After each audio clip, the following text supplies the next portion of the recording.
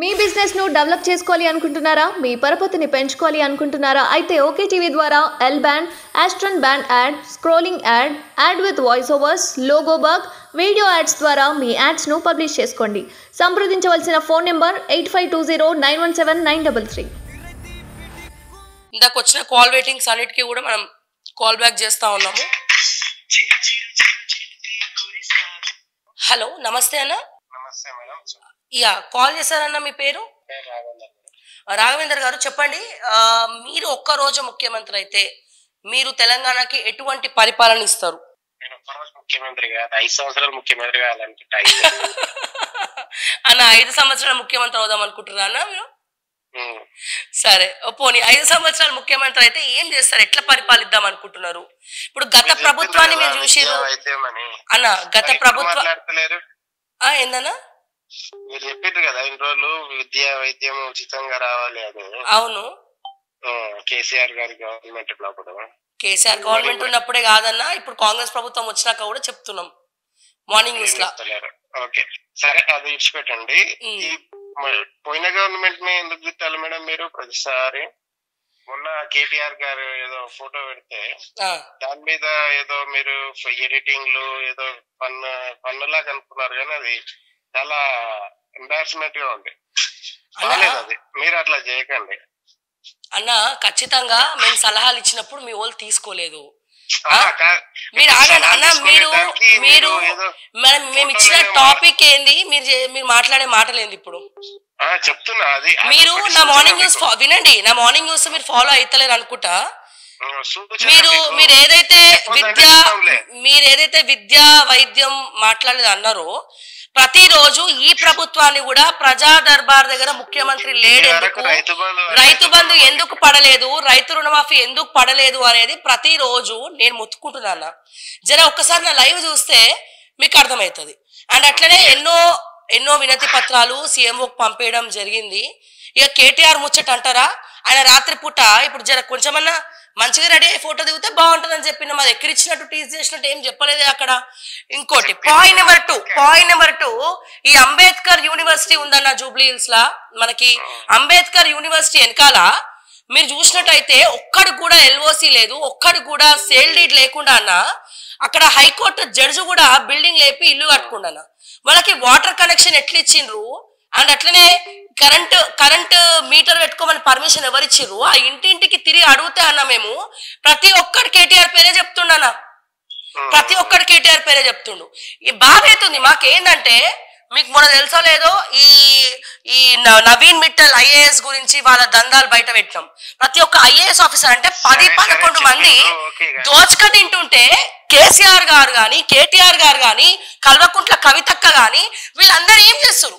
అప్పుడు వీళ్ళందరినీ ఎండగట్టుంటే, అప్పుడే గనక వీళ్ళందరూ కంట్రోల్లో పెట్టుంటే ఇప్పుడు మీ బీఆర్ఎస్ పార్టీ అధికారంలోకి వచ్చేది కాదా?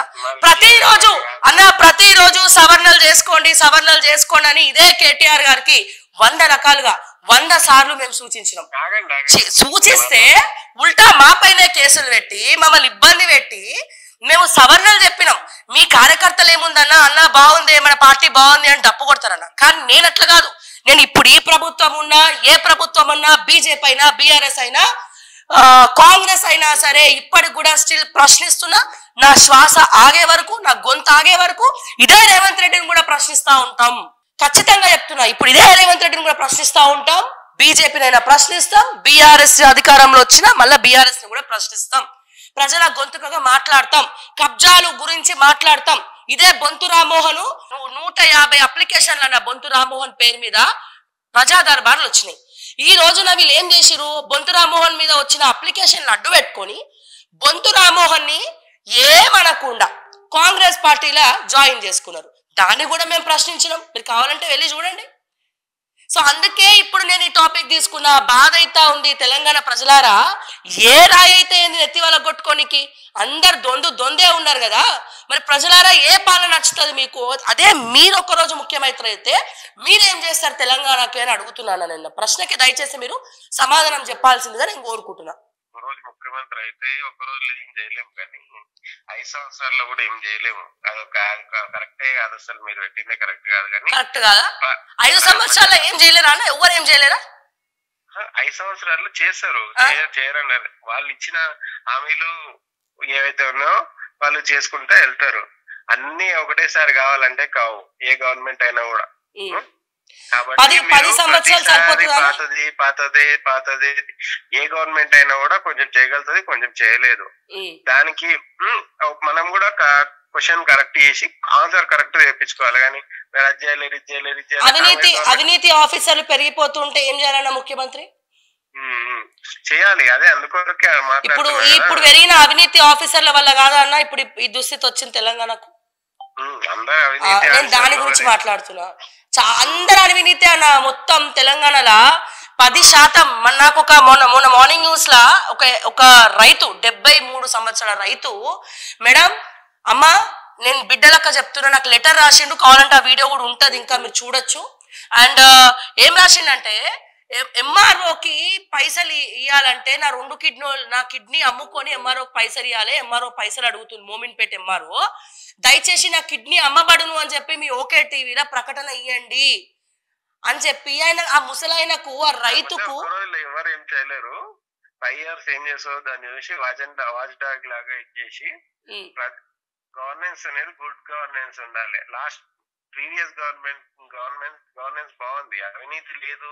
అవినీతి అన్ని ప్రభుత్వాల్లో అవినీతి ఉంటది, అవినీతి లేదు అని చెప్పడానికి లేదు, కానీ అవినీతి ఉంటది. మీరు కానీ ప్రీవియస్ గవర్నమెంట్ నే ఊకేంగా కేసీఆర్ కేటీఆర్ అని చెప్పడం బాగాలేదు.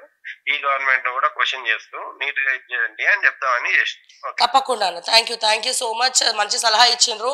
సో మీరు మొత్తానికి 5 ఏళ్ళకి ఒకసారి ప్రభుత్వం వస్తుంది, ఒకసారి రాదు అని చెప్తా ఉన్నారు. అంటే ప్రజలు కూడా ఏం మాట్లాడుతున్నారు, ఎట్లా అనుకుంటున్నారు అనేది మనకు తెలుస్తా ఉన్నది. మనం అనుకున్నాం. హలో, నమస్తే మేడం, నేను సంతోష్ మాట్లాడుతున్నా. అదే మేము క్లయింట్స్ ఒకసారి కలవాలని చెప్పాము. సంతోష్, ఎక్కడి నుంచి సంతోష్?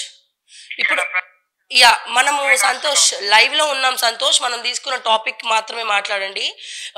టాపిక్ మనం ఏం తీసుకున్నామంటే, ఒక్కరోజు ముఖ్యమంత్రి అయ్యే అవకాశం మీకు వస్తే తెలంగాణలో మీరు ఏం చేస్తారు ముందుగా అనేది మన టాపిక్. తెలంగాణలో ఒక్కరోజు ముఖ్యమంత్రి అయ్యే అవకాశం వస్తే మేడం ఫస్ట్ విద్యా వైద్యం పైన ఫస్ట్ కాన్సన్ట్రేషన్ తీసుకుంటాం మేడం. వెరీ గుడ్, విద్యా వైద్యం పైన ఫస్ట్ కాన్సన్ట్రేట్ తీసుకుంటాం. ఓకే, మీకు అనిపిస్తుందా ఇప్పుడు ఉన్నటువంటి పార్టీల విద్య మీద కొంచెమన్నా ఫోకస్ పెట్టే పార్టీ ఏదైనా ఉంది? దాని గురించి అసలు ఎవరైనా ఆలోచిస్తున్నారు, మాట్లాడుతున్నారు అని ఎప్పుడైనా అనిపించిందా? నాకు ఇంతకు ముందు ఉన్న గవర్నమెంట్ కంటే ఇప్పుడు వచ్చిన గవర్నమెంట్ కొద్దిగా పర్లేదేమో అనిపిస్తుంది. ఓకే, కొద్దిగా పర్లేదేమో. వీళ్ళు తీసుకున్న డిసిషన్ ఏంటంటే ప్రతి నియోజకవర్గానికి గురుకుల హాస్టల్స్ ప్లస్ స్కూల్స్ పెడతామన్నారు కదా, అది ఒక నిర్ణయాన్ని మనం స్వాగతించాల్సింది. వాళ్ళు చెయ్యండి చేయకపోని కానీ ఫస్ట్ ఒక స్టెప్ అయితే వాళ్ళు వేసినారు, దీన్ని మనం హర్షించదగ్గ విషయం. Okay Santosh, thank you so much.